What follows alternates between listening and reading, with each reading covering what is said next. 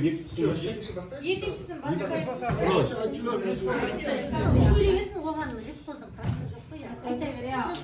Есім құралайлар инженер Ақан Елес Уральская КГУ Фахрани номер.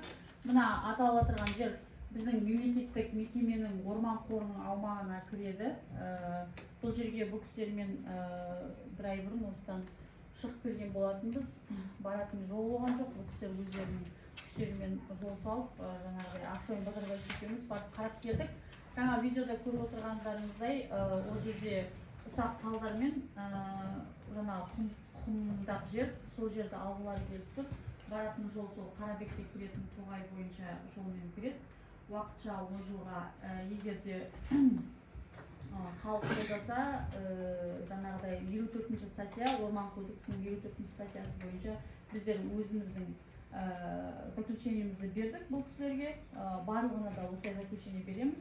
Содан кейін общественное слушание өтеді. Общественное слушаниеда халық қалай деп қолдайды, солай болады. Сондықтан да енді барлығы өздеріңіздің қолдарыңызда. Орман шаруашылығының бойынша айтатын болсам, бұл жерде алып бара тұрған ағаш, құнды ағаш көздері жоқ, және құнды шөптер, құнды өсімдіктер жоқ. Құмдақ жер, құм қиыршық тасқа қолдануға дайын тұрған жерде байқалады. Орман шаруашылығына шығыны барлық келтіретін ағаштарды санап шықтық. Ақшойын Базарбай екеуміз бұл кісілер егерде осы жерді алатын жағдайда 86.041 теңгені бюджеттің қорына төлейді де, содан кейін ол жерді жаңағыдай құм қиыршық тастарын өндіруге кірісулеріне болады. Бірақ ол жерді алмастан бұрын ол кісілерде әлі деген комитеттен разрешение алу керек, көптеген құжаттарды дайындау керек, содан кейін ғана барып алады. Бұл тек қана общественное слушание өтіп отырған. Бұл кісілерде әлі біршама жұмыстары бар. Содан кейін әкімдіктің шешімі шыққаннан кейін бар жұмыстар жасалады. Мемлекеттік орман қорына келтіретін шығыны 86 теңге.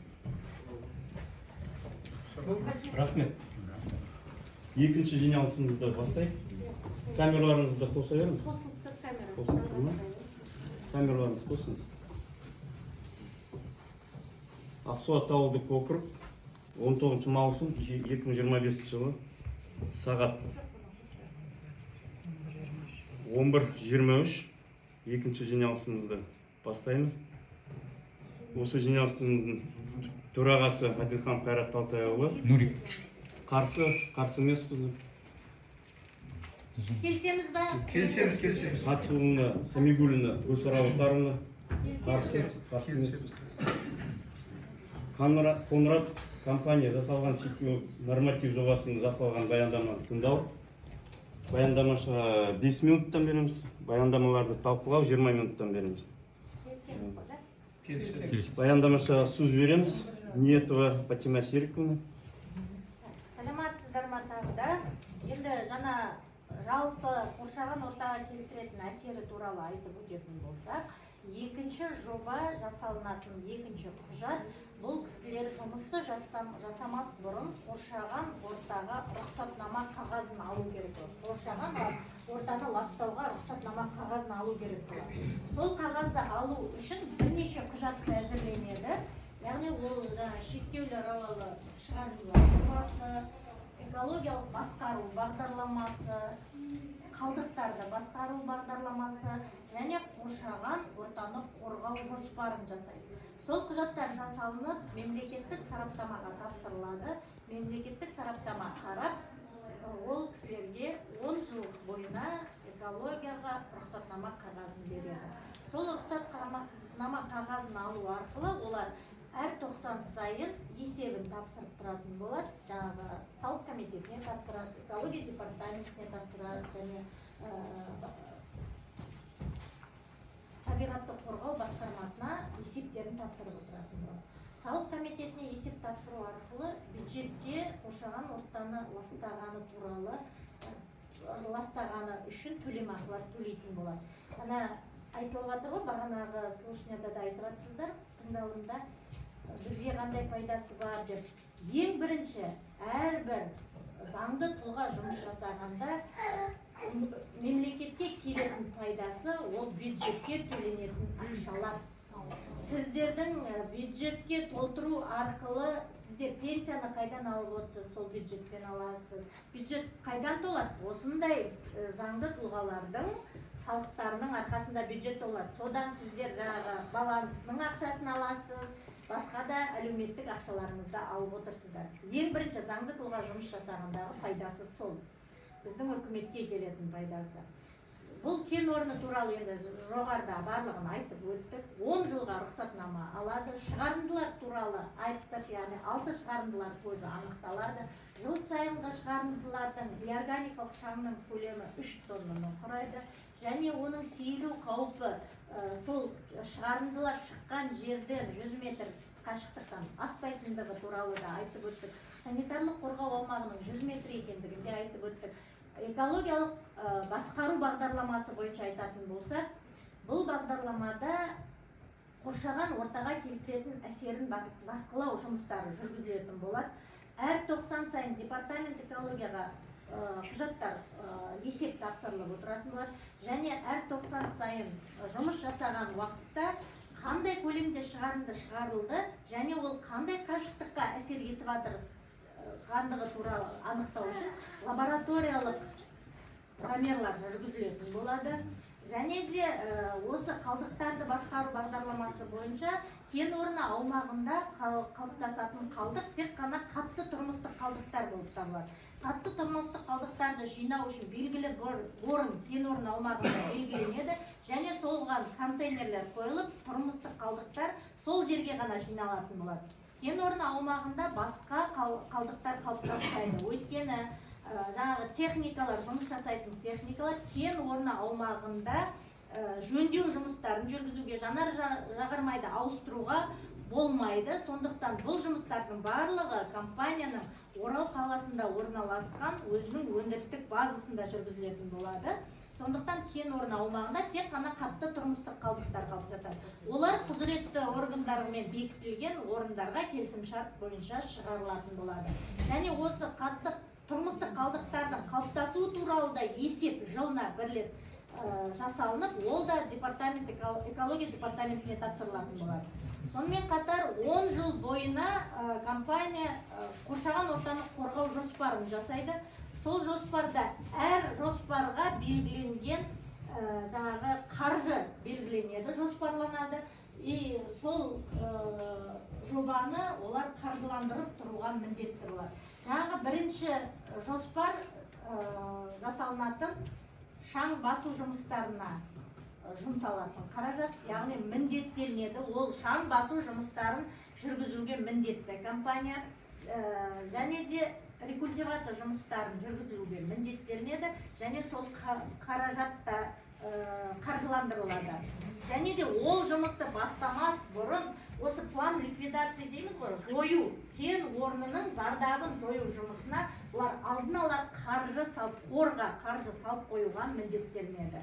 Сонымен қатар кен орнында қалыптасатын тұрмыстық ағынды сулар дейміз, олар биотуалеттерге жиналып, ол да құзыретті орындарға шығарылып отыратын болады. Қалдықтарды жинау және де абаттандыру жұмыстары. Кен орнының аумағында санитарлық аумақты олар таза ұстап, барлығын қалыпты экологиялық және санитарлық қалыпты жағдайда ұстау керек болады. Құралай ханым ескертіп айтты, осыған дейін де айтып жүр, жаңа да айтты, келтірілетін, кесілетін қираған ағаштардың орнына олар орманның ішінен басқа жерлерден көк ағаштарды отырғызуға міндеттелінеді және оларды қаржыландыратын болады. Жаңа рекультивациялық жұмыстарды жүргізеді, бірақ кен орнында жерасты сулары жақын болғандықтан қазу жұмыстарының барысында кен орнының көп жерін су басып, ол не болады? Бассейн болатыны бәріңіз біліп отырсыздар, да? Сол бассейнді енді жаңада сұрақ болды, қалай пайдалануға болады? Мына Жылаевский карьерді білесіз ғой? Суға түседі, барлығы демалатын орын, ол да осындай карьердің саласынан пайда болған карьер. Сондықтан болашақта ол демалыс орны болады. жоба бойынша зерттелген жаңағы жұмыстар бойынша кен орнының барлығы су басып кетпейді. Қалатын жерлері бар, су баспайтын жерлері бар. Ол жерлердің барлығының қалпына келтірілетін жұмыстары уақытымен жүргізілетін болады. Жаңа әлеуметтік мәселе бірінші жобаға қойылған, естіп отырсыздар. Осы жалпы келтірілетін пайдасы әлеуметтік сіздерді қолдау болып отыр компанияның. Жалпы айтатын болсақ, қысқаша осы. Тағы жоба бойынша сұрақтар бар ма?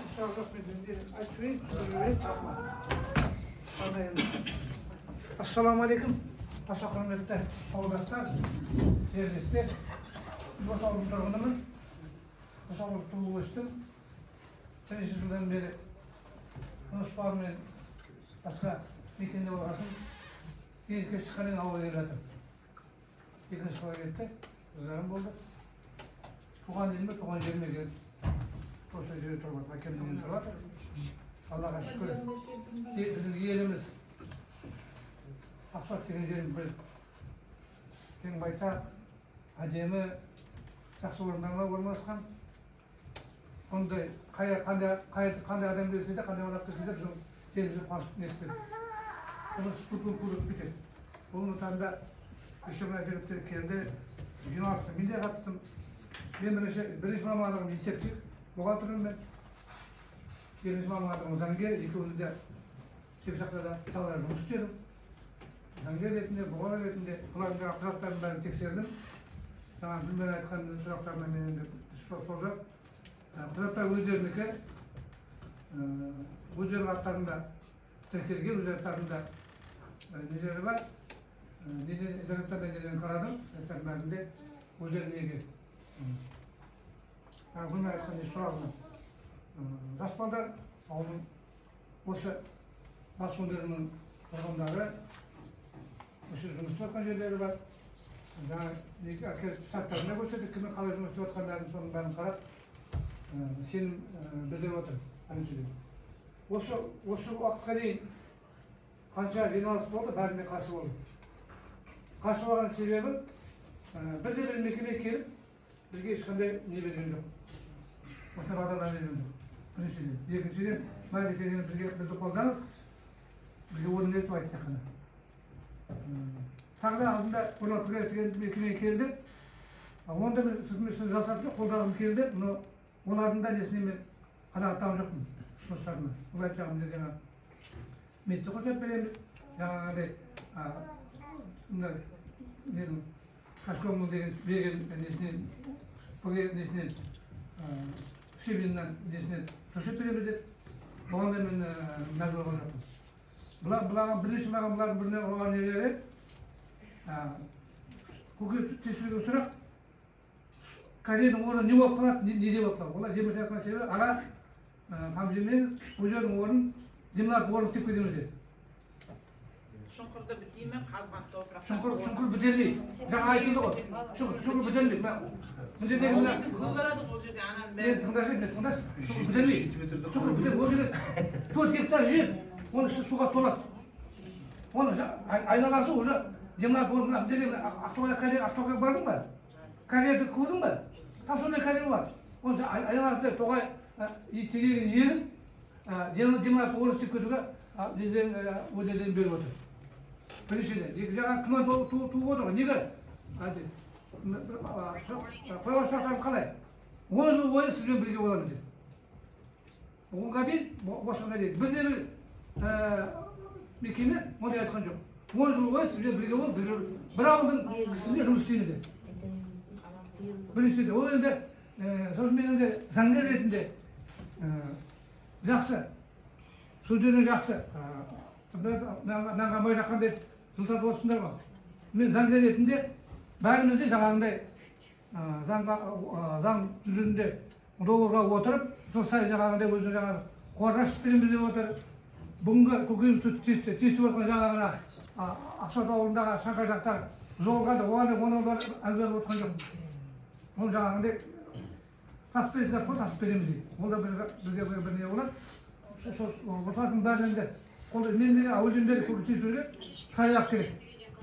саябақ керек, ауылға саябақ керек. Өзімнің мысалында кеште мысалы 10-11-де күзде жолшыбыз қыдырып келейік формаға дейін. Барып келгенше зат сатып өтті. Былай болмай шығады, былай болмай жүруге вообще жағдай жоқ. Бізге менің ойымда бір не жүрді. Жақсы бір саяқ салып айтқан жоқ, салып берді ме айтқан жоқ, салып берді бізге көмектесу керек. Жаңа айтып отырмын, қалаға айтты ғой. Бізге бұлар мойны артын алып, мына стипендия онда бізге ондай баса қойды керек емес. Бізге қалай керек? Бастап бер, жаңа айтылды ғой. Түлектеріміз бар, 160 жылдан бастап түлектерді қазір береміз, қазір бөліп береміз. Жер көлемі, міне, мына жерде сол жақты осылай бір қарап жинап, солай өзіміз істейміз. Бұлардың бойына қатып көрсетсе керек, бұлар ол жат болады, екінші ол деген неге жатпайды, адам жатпайды. Көмектесін, ол десем көмектесін. Жаңағы, мына спорт комсады отыр, бұл да керек зат ауылға. Бұл да жаңағындай, бұнда алдында айтылды, бюджеттен төленеді, районның бөлініп, ақшарында проектта тоғылмады. Сол сияқты сода осындай айта келе, құрметті ауылдастар, менен бұларды қолдап отыр, сіздерді қолдауыңызды сұраймын. Неге бұл енді асатын жоқ. Жаңа айтылды, ауылға әсіресе ештеңесі жоқ. Осы 8 шақырым жерде ауылға ешқандай несі келмейді. Жаңа өтірген орын, қайдан орын қалдырып, демалыс орын кешін сетпеді, оған да бізге рахмет. Қазір бір әнеге қайдерге бар Ақтоғайға. Кеше бардық, 5 тарихта бардық, орын жоқ, бәрінде нетіп тағын. Қаланың кісілерге демалады, өзіміз демалады ғой. Деге барған орын жоқ, орын бәрі орын алып бақ. Сол сияқты, соны бір кешін сетпесе, ол біздің өзімізде жақсы, екіншіден ауылға бір жақсы не болады. Сол сияқты, осы мекемені қолдауыңызды алдыса сұраймыз сіздер бәріңізді де. Бұлар бола ма, болмай ма, басқа бөлме істеуіміз керек. Мынандай бір ауыз болып, жұмыла көтерген жүргеніңіз дейді. Сол сияқты, бұлар бізге қапастап берсе, алды алып кету өзіңізге жеңілдеу болады. Сол сияқты, сіздер сұрайтын осы мекемені қолдауыңызды сұраймын. Қолдап отыр. Доғырын бәрі отырады, осы бәрі дамытуды болады. 10 жыл бойы бізбен бірге болады. Ең бір несі. Сіздер бұл момент оны не істеп жүрсіз? Бұл жерде бұл енді жаңа айтты ғой, жаңағындай ақсақалдарда жаңағыдай ұрын болынады. Ол деген бір кісінің несіне шетілмейді, қайратын шеше, оның қайратында несіне құзырын кірмейді ол деген. Бұл обществен ақшаға ашып қалған, өзіміз жаңағындай келісіп, сол жұмыстарды істеуге нететін болады. Олардың жаңа айтып отырып қой, жұмысы жүріп кетсе, Алла қосса, ақша тапса, бұларда енді қазақ айтады, бөле жегенше бөле же деп, сол бөле жеген бойы бір жерімізге қалқыған бір не болады деп ойлаймын. Фокқа деген тек қана спорт зал кірмейді ғой. Бізге былтыр айтқанда фоктың ішіне орын ішіне бүкіл залы, концертный зал, үй зал, кітапхана бәрі кіреді фоктың ішіне. Былтырғыда сізге айтты. Ол жабылды айтқан, ол үкімет салып береді деп. Бұлар частылар ғой. Ол үкіметтікі ғой. Фок дегенсің. Ішінде жоқ, ол сіз басқа клубта айтып тұрсыз. Бұның ішінде душевой болады, раздевалка болады, тек қана сауықтыру, дене сауықтыру. Спорт комплекс. Сосын енді кәдең несіне тұрсақ, 2 бастық дегенге мен сіздерге сенбеймін. Потому что 1 май күні осы Қоймыдағы асфальтный заводтың карьері мына жерде қазып жатыр ғой. Лесхоздың арасынан, лесник арасынан қазды, аттарын көрген жоқ, тастап кетті солай. Сосын бағымда жүрген мал, мен 1 май күні түсті сол сиырым. Сол жерде өлді, ол сиыр түскен еш қалған жоқ, қандай топыраққа. Бастықтары бәрі келді, әкімде жиналып, участковый бәрін шақыртты, сонда олар әлі не істей алмай тұр. Ол ақшаларын төлемей тұр олар әлі. Сотта шеше алмайды деді. Қалай шешеміз? Береміз деді, 1 бастық айтты.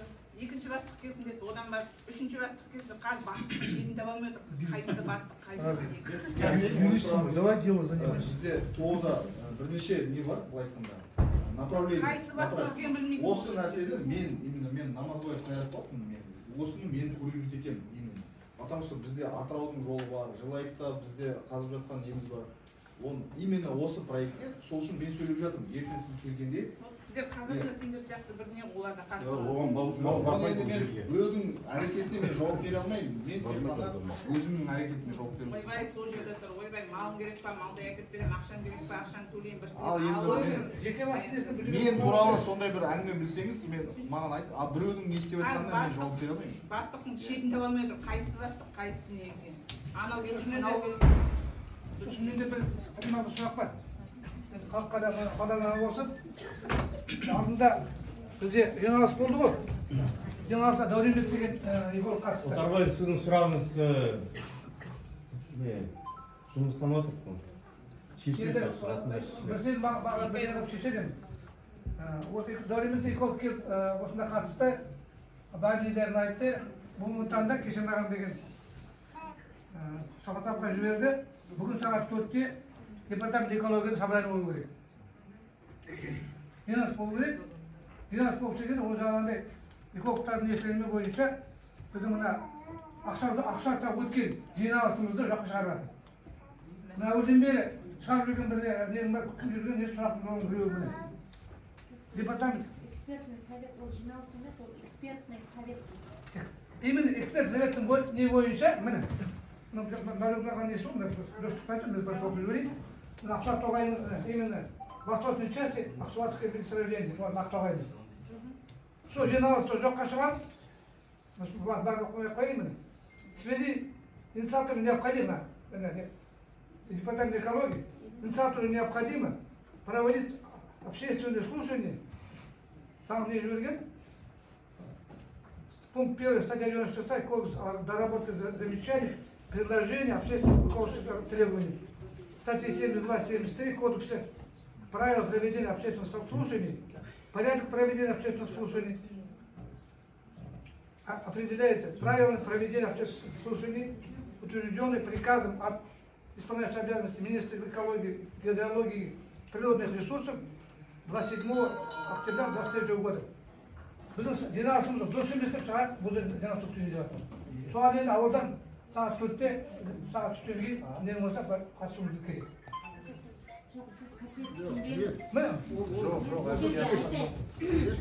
Экологияның несі деген мында вообще соқпайды. Олар деген пусть не хозяйничает. Сізге ешкім хозяин, мен айтып берейін бе, сіз решает, потом через акимат. Он деген госактор, через район, через земельник. наоборот, олар дейсің, осыған дейінгі общественный сессиямен. Бұны бізге қатысы жоқ. қатысы жоқ қой, иә. Бұл сол мекемелерге, жиналыс өткен мекемелердің барлығына, оның ішінде осы бүгін мына компанияда бар, барлығын шақырып жатыр. Қарабекпенен Ақсуатқа талаптанып тұрған барлық компанияны департамент экология шақырып жатыр. Экспертный совет деген болады. Экспертный советке барлық жаңағы құзыретті органдар келеді, өз ойларын айтады.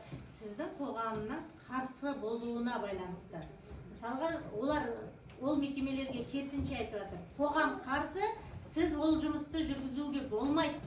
Сондықтан қоғамдық тыңдалымды барып қайтадан өткізу керексіз деген замечание беріп жатыр оларға.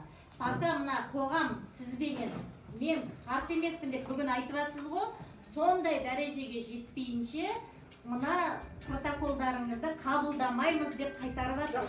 Сіздер наоборот айтасыздар. Видите, ақпарат керісінше беріліп жатыр. Сізге басында қойдық қой, біздер. Мен айттым, Солай болу керек деп. солай болады, өткіздік. Протокол жасалды, құзыретті орган өз шешімін шығарады деп мен айттым ба сізге? Бұл құзыретті орган енді өз шешімін шығарып жатыр. Бұл жиналыс жарамай, қайтадан жиналыс өткізіңдер. Ертең қайтсаңыз неге барып келдің деп. Міне объявление,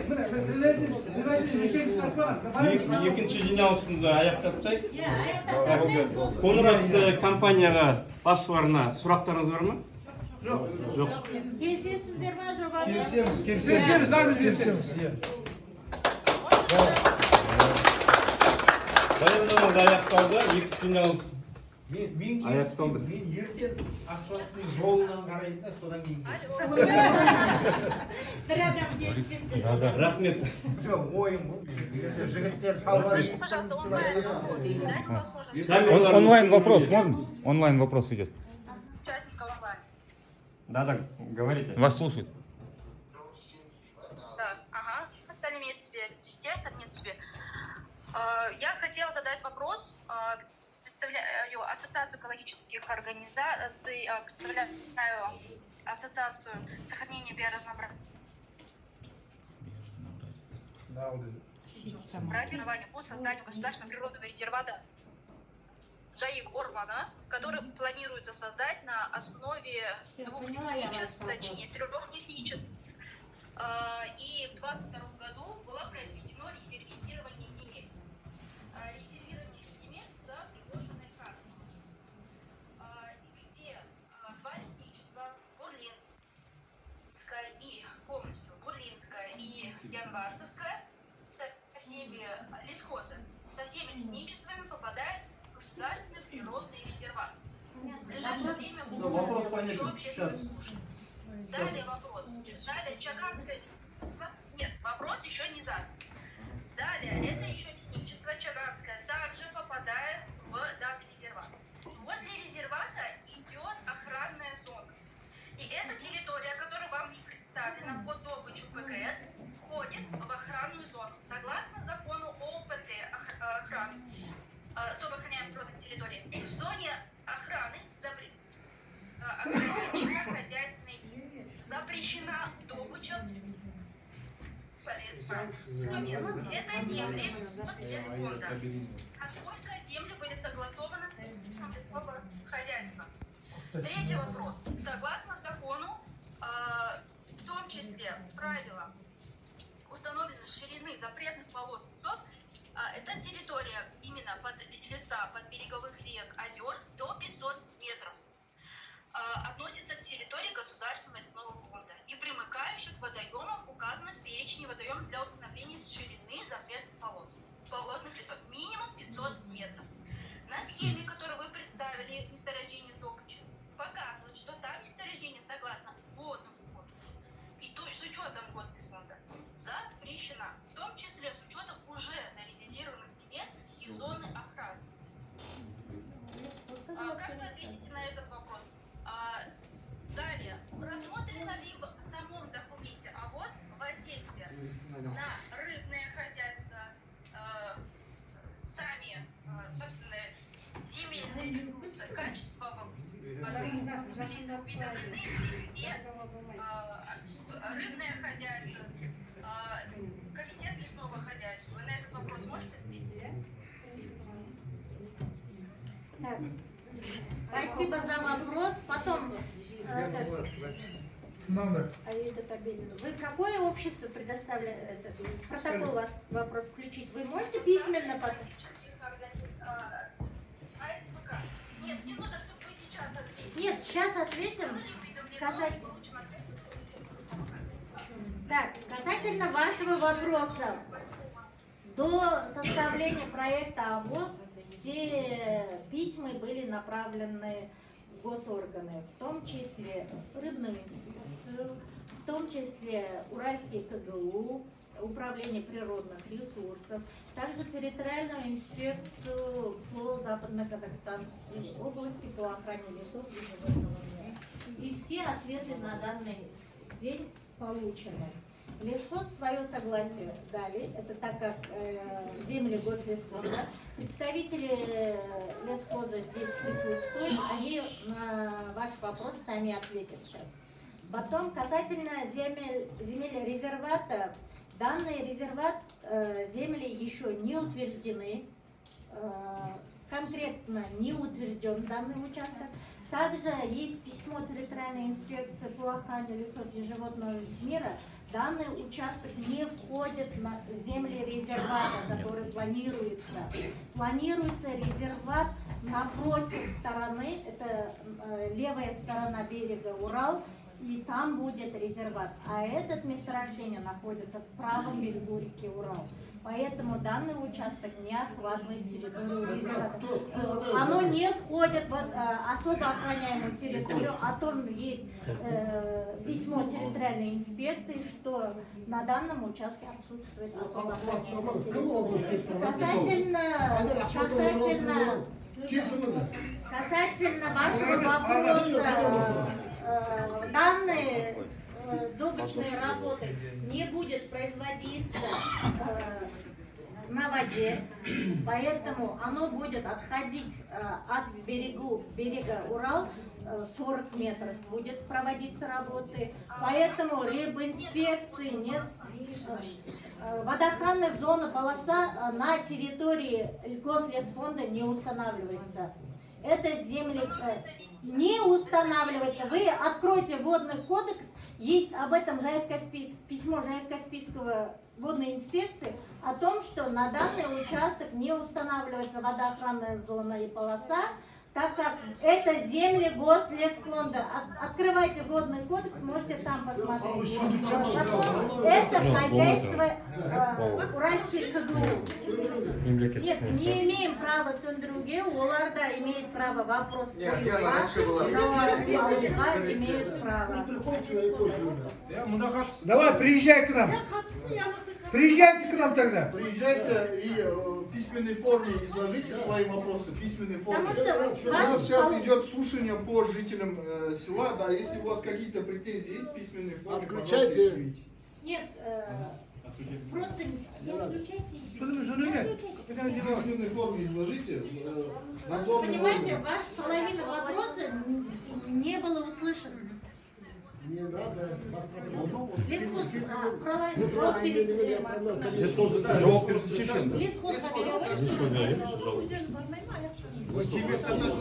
Давай голосовать иди. 5 минут, 10 минут. Пожалуйста, Айда, здравствуйте, я вас слушаю. Касательно лесов. Как это вас отходит? Особо охраняемые территории. Руки помогают. 54 статьи. Да. Все, давайте, заканчивайте.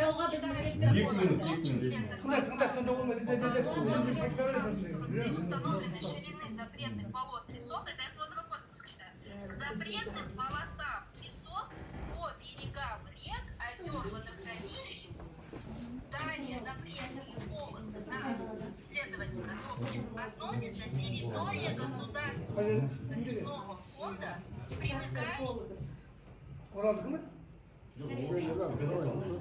Қысқаша жауап беріңіз. Қысқаша. Заканчивайте.